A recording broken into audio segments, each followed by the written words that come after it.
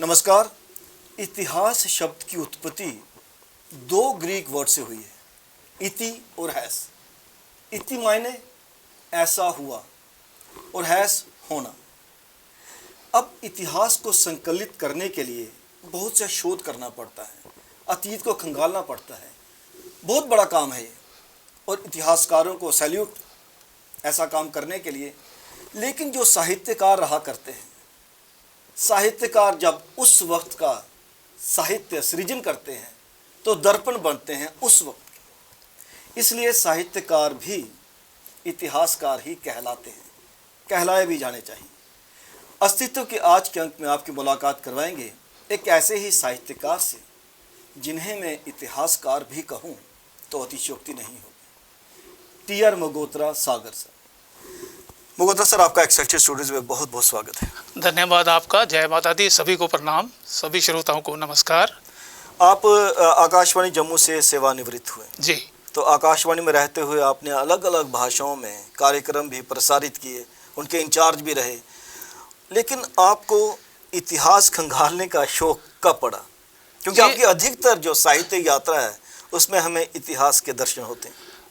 Actually अगर देखा जाए तो हर आदमी जानना चाहता है कि मेरा जो भूतपूर्व क्या है। बिल्कुल। अब हमारा खानदान देखिए आप। बिल्कुल। आप हमारे दादा कौन थे, पिता कौन थे, वो आप हर आदमी जानना चाहता है। तो इसी तरह से इतिहास हम पीछे से क्या हैं उसको जानने जाते हैं। तो मैंने डोगरी का देखा, डोगरी का कुछ लिखा ही नहीं किया। लेख सभी ने लिखे हैं, एक एक आधा लेख लिखे हैं, विस्तृत रूप में कुछ नहीं है डोगरी में। तो मैंने ये देखा ये पूरा क्षेत्र खाली है, इसलिए मैंने ये इस तरफ भी हुआ। और ये बड़ा एक मदद मिलती है साहित्य लिखने में, बड़ी मदद मिलती है आपको। प्राचीन साहित्य में क्या था, क्या होना चाहिए था, क्या कमियाँ थी, ये सीखने को बहुत मिलता है। साहित्य अगर पढ़ेंगे आपको बहुत कुछ सीखने को मिलेगा। आपको बहुत बहुत बधाई, क्योंकि आपकी अभी रिसेंटली एक किताब आई है जम्बूनामा, लेखों का संग्रह है। ये भी साहित्य को ही समर्पित है। इसके बारे में कुछ जानकारी आप दर्शकों के साथ साझी करना चाहेंगे? इस जो जम्बूनामा है इसमें 22 लेख हैं जी, 22 अध्याय हैं। उनको जो लेख है उनको अध्याय की संख्या दी गई है, उपाधि दी गई है। तो ये अलग अलग, जैसे डोगरी है, डोगरा कौन है, डोगर क्या है, इनका डोगरों का धर्म क्या है, ये मैंने डोगरों का खान पीन सारा वो उसमें लिया है। संस्कृति क्या है वो इसमें वही 22 लेख इसमें वो शामिल किए हैं। अब वो डोगरा धर्म की बात करें तो 3 स्टेजेस पर मैं कह सकता हूँ विकसित हुआ है। अच्छा। वेदवाद, हिंदू धर्म और फिर ब्राह्मण धर्म। वेद में आपको 3 मुख्य देवता मिलेंगे, अग्नि, वायु, जल 3। और फिर पुराण काल में 3 और जुड़ जाते हैं। मेन है तो वेद में और भी बहुत से देवता हैं, 3 और जो ब्रह्मा विष्णु, ब्रह्मा विष्णु महेश आगे आ जाते हैं। अच्छा, ब्राह्मण बाद में वो शाक्त, गणपत्य, ये शैव दर्शन, ये आगे उनकी कई शाखाएं हो गई। तो उनको मैंने संक्षिप्त से डिस्क्रिप्ट किया है इसमें। तो एक जानकारी, एक परिचय है इसको। कितना मुश्किल रहता है कि इसको एक्सप्लोर करना, जहाँ पे आपको इतिहासकार के तौर पर भी जाना जाता है और इससे आपने ऑथेंटिक भी करना है, क्योंकि इसका क्रिटिसिज्म भी हो सकता है। बिल्कुल बिल्कुल। अब जम्मू लगता है कि अगर मैं जो लिख रहा हूँ, जम्मू पातशाही में मैंने 300 सोर्सेज इस्तेमाल किए हैं। 299। अच्छा, मैंने बहुत से इतिहासकारों ने जो बातें कही हैं मैंने उनको सभी को लिखा हुआ है, इग्नोर नहीं किया। लेकिन अपना व्यू पॉइंट भी दिया है। आप उसको चुन सकते हैं, गलत क्या है, ठीक क्या है, अपना ओपिनियन दे सकते हैं। तो मैंने कोई भी जो संदर्भ दिया है कोई अपनी ओर से नहीं दिया है, वो बनता भी नहीं है। अपनी ओर से क्या आप लिख देंगे, एक इंटरप्रेट कर सकते हैं। अगर इतिहास लिखना है आपको तो सोर्स देना पड़ेगा। इसमें है, इसमें भी 200 से ऊपर सोर्सेज दिए हैं। अच्छा। तो आप सांस्कृतिक साहित्य जो है वो जो लिखते हैं, या साहित्य का साहित्य लिखते हैं, इतिहास लिखते हैं, तो साहित्य तो वहाँ भी आपको पढ़ना पड़ेगा। अगर आप सोर्सेज नहीं देंगे तो आपकी क्या ऑथेंटिसिटी है। हमारे जो लेखक हैं बहुत से नहीं देते हैं, लेकिन वो उनको उसको ऑथेंटिसिटी उसको अपना कैसे कोशिश बन रहती सकता है, इतिहास अपना नहीं बन सकता। नहीं आपको आपने क्या लिखा है मुझे वो भी देखना है, मैंने क्या लिखा है, इन्होंने क्या लिखा है वो देखना पड़ेगा। वो सभी सोर्सेज मैंने इस्तेमाल किए, नेगेटिव पॉजिटिव सारे मैंने सोर्सेज इस्तेमाल किए हैं। अच्छा, कुछ लोग डिफरेंस करते हैं, लेकिन मैंने वो देखा जैसे इतिहास में मैंने सोर्स किए हैं कंट्रोवर्शियल पॉइंट, तो कंट्रोवर्शियल मैंने वो डिलीट कर दिए उसमें से। उसमें जैसे चाणक्य जी हैं, Sukhdev Singh Chanakya, doctor Raghunath Singh member parliament थे, वो उन्होंने पूरा एरिया कवर किया हुआ है कश्मीर से लेकर जम्मू तक। तो वो कन्वीनर थे जो उस समय यूनाइटेड नेशन में है, जो विचारधीन जम्मू कश्मीर का मसला चल रहा था, उस समय वो कन्वीनर थे। उन्होंने रिसर्च की, PhD की है, और उन्होंने डोगरा पीरियड की राज तरंगनियाँ लिखी हैं। इसी एक तो कल्लन की राज तरंगनी है, और उसी सारी राज तरंगनियों का अनुवाद किया। फिर डोगरा पीरियड की उसने खुद लिखी, और उनके जो सोर्सेस थे जो उनको मैंने आगे रखकर अपना व्यू पॉइंट दिया है। तो मैंने कोई ऐसा कंट्रोवर्शियल पॉइंट छोड़ा नहीं है। वो तो अब जम्मू पातशाही के लेके 300 सोर्सेस थे, फिर ऑडिट करने में मुझे कंट्रोवर्शियल थे, 1 साल लग गया ऑडिट करने में।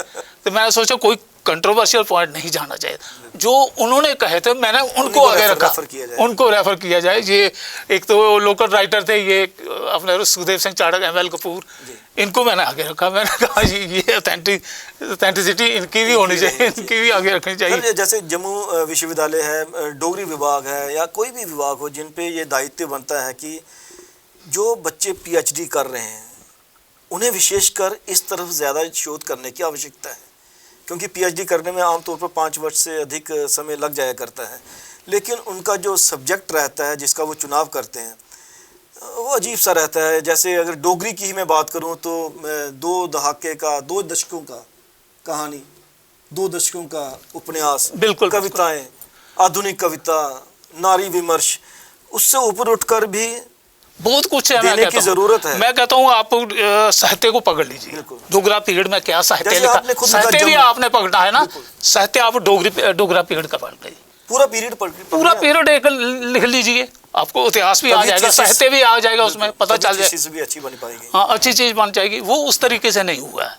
मैंने इसके लिए यूनिवर्सिटी जाता रहा हूँ, जम्मू पातशाही और जम्मूनामा लिखने के लिए यूनिवर्सिटी रेगुलर ये स्टूडेंट की तरफ बैग मुंडे पर रख के कहा जा सकता है PhD ही कर रहे थे। तो मैं सुबह 10 बजे चला था, स्टूडेंट वगैरह 11 बजे आते थे। तो 3-4 महीने मैंने वो लगाए, क्योंकि आपका सब्जेक्ट थोड़ा विस्तृत था। तो वो सारे मैंने वो शाना, उनके थीसिस जो थे वो हिस्ट्री डिपार्टमेंट के, वो भी शाने, लेकिन मुझे वो काम नहीं आए। वो मैं वही कह रहा हूँ कि जो भी PhD होती हैं उनको अगर आप सीरियसली किसी ऐसे टॉपिक पे करें स्टूडेंट्स, ताकि वो आपका ऑथेंटिक डॉक्यूमेंट पढ़ पाए, जो बाद में अगर कोई रिसर्च करना चाहे तो आपका भी रेफरेंस दिया जा सके। क्योंकि आप लेते हैं 5 वर्ष में अगर आप एक अच्छी बढ़िया थीसिस नहीं तैयार करते हैं फिर उस डॉक्टरेट का भी क्या फ़ायदा है। बिल्कुल, वो काम कितनी दे रही हैं आप देखिए ना स्टूडेंट को काम दे रही हैं, ना आपको जॉब दे रही हैं, ना जो इतिहास खंगालना चाहते हैं वो, हाँ बिल्कुल नहीं, वो नहीं आ रही हैं। वो सिस्टमेटिक आपसे ये मदर देश का भाग था जम्मू, जो था मदर देश विशाल देश था, उस जम्मू का उसका हिस्सा था, जम्मू उसका मदर देश का हिस्सा था। अब मदर देश को ही ले लीजिए, वही लिख दीजिए, बहुत बड़ा टॉपिक है, बहुत बड़ा टॉपिक है। और संस्कृत साहित्य में इसका वर्णन है, बहुत से साहित्य में वर्णन है। मैं जैसे आपने जाम्बू लोचन के नाम पे जाम्बू हुआ, जो बचपन से हम पढ़ते आए हैं, जाम्बू से बदलता बदलता जम्मू हुआ, लेकिन वहीं पर जाम्बू द्वीप का भी जिक्र होता है। अब आपको कुछ साहित्यकार जो हैं, इतिहासकार जिन्हें हम कहते हैं, वो जाम्बू द्वीप के साथ भी जोड़ते हैं जम्मू को, जाम्बू लोचन के साथ भी जोड़ते हैं। ये भी अपने आप में बहुत बड़ा विषय है। अच्छा, ये इसको जम्मू का नामकरण कैसे हुआ? अच्छा, जम्मू का नामकरण मैं आपको बताता हूँ। एक तो जम्बू लोचन है, एक कारण तो बड़ा है। दूसरा जो हिंदुस्तान था, भारत जो था, भारत ये द्वीप था बहुत बड़ा, और जम्बू द्वीप था। तो जम्बू द्वीप अब संकल्प देखा जाए ना, संकल्प जो शादी ब्याह में पढ़ा जाता है, वही मैं कह रहा हूँ, जम्बू द्वीपे शादी, भारत खंडे, जम्बू द्वीपे भारत खंडे, ये पहले संकल्प पढ़ा जाता है शादी ब्याह में। कोई भी जम्बू द्वीप बड़ा बहुत विशाल था, यूरेशिया, यूरोप और एशिया इसमें आ जाते हैं। यूरोप का बहुत ऐसे, अच्छा उसमें भारत है। कुछ लोग इंडिया में भारत जम्बू द्वीप खोजते हैं, नहीं, अखंड भारत। अखंड भारत में जम्बूद्वीप जो था अखंड भारत से भी बड़ा था। अच्छा। उसमें ये जम्बूद्वीप उसका नाम है। अच्छा, फिर यूनानी शासक जब है, जब मेनेंडर आया तो ये उसका नागसेन था, उसके साथ उसका विचार विमर्श हुआ बौद्ध धर्म को लेकर। तो वो बहुत विद्वान आदमी था, उसने इस्तेमाल किया बहुत जम्बूद्वीप का। अच्छा। जम्बूद्वीप उसने ये मदर देश को लिखा है। अच्छा। और ये किश्तवाड़ तक इलाका था। अच्छा। जम्बूद्वीप का पंजाब पूरा आ जाता है, सेंट्रल पंजाब जो था। अगर प्राचीन इतिहास पढ़ेंगे तो प्राचीन इतिहास में ये पंजाब जो है ये सियालकोट वाला। अच्छा। सियालकोट, लाहौर, ये पूर्व वाला नहीं। अच्छा। ये प्राचीन इसमें यही आएगा। अच्छा। तो ये उसके हिस्से, ये जम्बूद्वीप का नाम उसने प्रयोग किया हुआ है, जम्बूद्वीप। फिर डोगरी साहित्यकार जो आए तो उन्होंने भी जम्बूद्वीप लिखना शुरू किया, लेकिन वो उस लिहाज से फिट नहीं बैठता। जम्बूद्वीप से जोड़ा जाए, जम्बू लोचन से जोड़ा जाए तो फिर ठीक है, जम्बू लोचन से ज़्यादा करीब नज़र आता है। सर, आपने माता वैष्णो देवी पर भी एक किताब लिखी है, हिंदी में भी, डोगरी में भी, नाटक। जी। उसके साथ भी आपने बहुत सारी कविताएं लिखी हैं, उनमें आपने गज़लें भी लिखी, कविताएं भी लिखी। मातृभाषा में लिखना कितना आवश्यक है? मातृभाषा में आपकी पहचान क्या है? मातृभाषा है। अगर मातृभाषा में कुछ काम नहीं करेंगे तो क्या होगा? कुछ नहीं होगा। बाकी हिंदी ठीक है, हमारी बड़ी भाषा है, बड़ी देश की बड़ी भाषा है, लेकिन जो फाउंडेशन आपकी क्या है, वो एक साहित्यकार की, लेखक की पहचान जो है वो मातृभाषा होती है। तो मातृभाषा में सेवा नहीं करेंगे तो आगे क्या होगा? अपने फाउंडेशन मजबूत करने की ज़रूरत है। फाउंडेशन मजबूत करेंगे, आगे शाखाएं बहुत निकल। मातृभाषा में काम करते हुए आप फिर हिंदी की तरफ बढ़ सकते हैं, लेकिन जब हिंदी की तरफ बढ़ेंगे तो फिर जम्बूनामा जैसी किताबों का सृजन होना बहुत आवश्यक है, क्योंकि हिंदी के माध्यम से आप इतने यहाँ पे जो ऐतिहासिक घटनाएं हुई, इतिहास है, जिनसे हम अपने आप को जुड़ा पाते हैं, दूर दूर तक पहुँचाते भी हैं। जी। अब तक जम्मू पर काम ही नहीं हुआ था एक्चुअली, इतिहास की तो हमारे पास जीरो, कुछ नहीं था स्वाय लेखों के। तो मैंने सोचा कि ये बिल्कुल फील्ड खाली है, इस पर कुछ काम होना चाहिए। हाँ, एक्सप्लोर किया जाए। तो ये उसी की कड़ी का सिलसिला ये है। पहले मैंने वो पॉलिटिकल एक किस्म का लिखा था, उसमें भी वो रीजनल लैंग्वेजेस का जिक्र किया हुआ है मैंने। क्या क्या कौन से इलाके थे, कौन से जो साहित्यकार आए, जहाँ हमलावर कौन से, वो सारा जिक्र किया हुआ है। तो इसमें मैंने साहित्य वगैरह, भाषा वगैरह का जिक्र किया हुआ है। आपने आकाशवाणी में अरसे तक कार्य किया, तो एक आकाशवाणी को हम एक मंच की तरह लिया करते हैं, लेते रहेंगे भविष्य में भी, क्योंकि जितने भी साहित्यकार हुए जिन्होंने डोगरी में लिखा, हिंदी में लिखा, इंग्लिश में लिखा, इवन क्योंकि इंग्लिश के भी कार्यक्रम प्रसारित हुआ करते, गोजरी में लिखा, भद्रवाही में लिखा, तो आकाशवाणी का कितना बड़ा रोल रहा है मदर टंग्स को या डायलेक्ट्स को प्रमोट करने के लिए? देखो, आकाशवाणी का बहुत बड़ा रोल रहा है। अगर आप आकाशवाणी से रेडियो, आकाशवाणी जम्मू से अगर आप डोगरी निकाल दें तो कहाँ तक आ दे? डोगरी को बहुत बड़ी सेटबैक मिलती है। डोगरी अगर पॉपुलर हुई है तो गानों के माध्यम से, बिल्कुल, तो गाने जो हैं वो डोगरी के, वो रेडियो पे बजते हैं। हमारे आइडियल यही थे, रेडियो था हमारा आइडियल, रेडियो था। हम इसी को सुन कर पर प्रेरित हुआ हूँ मैं। गांव के बहुत से लोग प्रेरित हुए हैं, रेडियो को आइडल मानते हैं। जैसे वरिष्ठ साहित्यकार हैं जिन्होंने हिंदी में भी लिखा, और जितने भी साहित्यकार साहित्य सृजन कर रहे हैं जम्मू क्षेत्र में, तो जम्मू क्षेत्र के बाहर भी, जम्मू संभाग की ही बात कर लेते हैं, कितना फ़र्क समझते हैं कि, क्योंकि आपने सभी का साहित्य पढ़ा है, साहित्य सृजन भी किया है, और नौजवान जो साहित्यकार इस क्षेत्र में आ रहे हैं उनको भी पढ़ रहे हैं आप लगातार, उनके टच में भी हैं, कितना फ़र्क महसूस करते हैं कि पुराने साहित्यकार, आज के साहित्यकार, और भविष्य की क्या संभावनाएं आपकी नज़र में हैं? अगर पुराने साहित्य और आज के साहित्यकारों के मुख्य जो है, उस भाषा में और आज की भाषा में बहुत अंतर आ गया। और बहुत से शब्द जो हैं वो अभी बोलचाल से बाहर हो गए। तो साहित्यकारों का ये कर्तव्य बनता था, है, रहना भी चाहिए भविष्य में, कि उन शब्दों को सहेज कर रखा जाए। बिल्कुल बिल्कुल, साहित्य के माध्यम से। बिल्कुल, अगर पढ़ेंगे तो आपको पुराने शब्द भी मिल जाएंगे, नए के साथ उनको जोड़कर आगे और विकसित हो जाए। शब्द जो विकसित होते हैं, जैसे डोगरी, डुग्गर, ये है, ये विकसित हो गए हैं, बाहर के शब्द हैं। ये मेरे अध्ययन अनुसार ये राजस्थानी भाषा के शब्द हैं। अच्छा। तो ये विकसित ट्रैवल करते ये विकसित हो गए हैं। भाषा भी ट्रैवल करती है? ट्रैवल करती है, बिल्कुल। ये हिंदुस्तान की बात आपका नाम है, इसमें एक पेपर भी है। अच्छा इसका नाम सप्त सिंधु है। अच्छा सप्त सिंधु, फारसी में गया तो हफ्त हिंदू हो गया, अच्छा यूनान में गया तो इंडिया हो गया, चीन में गया तो हिंदू हो गया, अच्छा फिर इस फारसी में था हिंदुस्तान हो गया। ये हिंदुस्तान होते होते फिर ये भारत में आया, और यूनान से इंडिया का अंग्रेजी में इंडिया हो गया, वहाँ से इंडिया हो गया, वहाँ से इंडिया हो गया, यहाँ से आकर इंडिया हो गया। लेकिन ये वहाँ से यहाँ से ट्रैवल होते हुए बाहर आए। पुराने नाम जो है आर्यभट्ट है, पंजाबू है, पुराने ब्रह्मभट्ट है, ये पुराने नाम है इंडिया के। लेकिन ये हम सभी को पता होना चाहिए ना। हाँ, ये मैंने इसमें कहाँ से ट्रैवल करते हुए ये बिल्कुल शब्द ट्रैवल करते हैं, पहुँचते हैं। बहुत से शब्द ट्रैवल का जो आप अध्ययन करेंगे आप देखेंगे कहाँ से आए हैं। बहुत से गौर से अगर पढ़ें आप तो बहुत से शब्द आपको लगेंगे कि दूसरी भाषाओं से आए, तो हमारे से भी कुछ कई लोगों ने ग्रहण किए होंगे।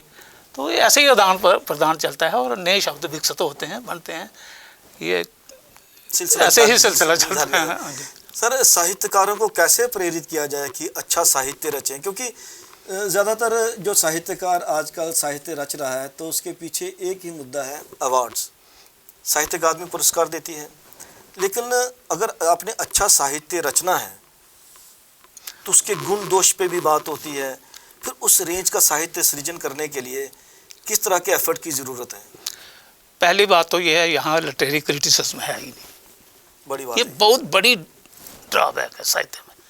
अगर आप अपनी कमियां ही नहीं देखेंगे, मैं कहता हूँ मेरी किताब है, कोई चर्चा तो करे, कोई कमियां बताए, अगली बार मैं और सुधार कर लूंगा। कहा जाता है ना, आइदर यू लव मी और यू हेट मी। और यहाँ हेट वाली ज्यादा है ना, यहाँ हेट आप हेट बन जाएंगे, उसका निशाना बन जाएगी, ये अच्छी बात नहीं है साहित्य। व्यक्तिगत आलोचना, व्यक्तिगत आलोचना नहीं, साहित्य पर भी नहीं आलोचना बर्दाश्त की जाती।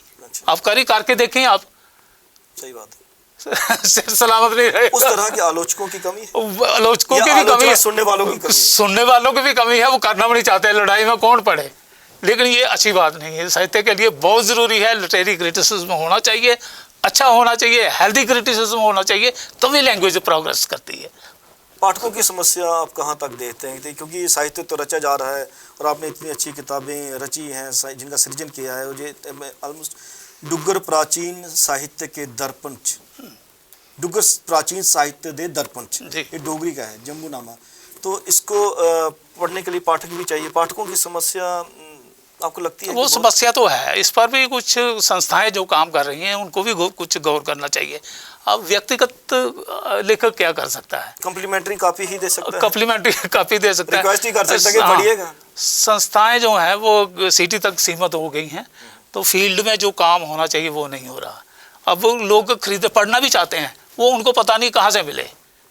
तो कुछ ये संस्थाएं जो काम कर रही हैं उनको फील्ड के लिए कुछ काम करना चाहिए। J&K academy of art culture and language एक बहुत बड़ी संस्था मानी जाती है। इसकी स्थापना भी इसीलिए हुआ कि आप साहित्य को भी मंच दीजिए, कलाकारों को भी मंच दीजिए, और एक ऐसा दुकान भी बनाइए जहाँ से सारा साहित्य आपको उपलब्ध हो सके। जी।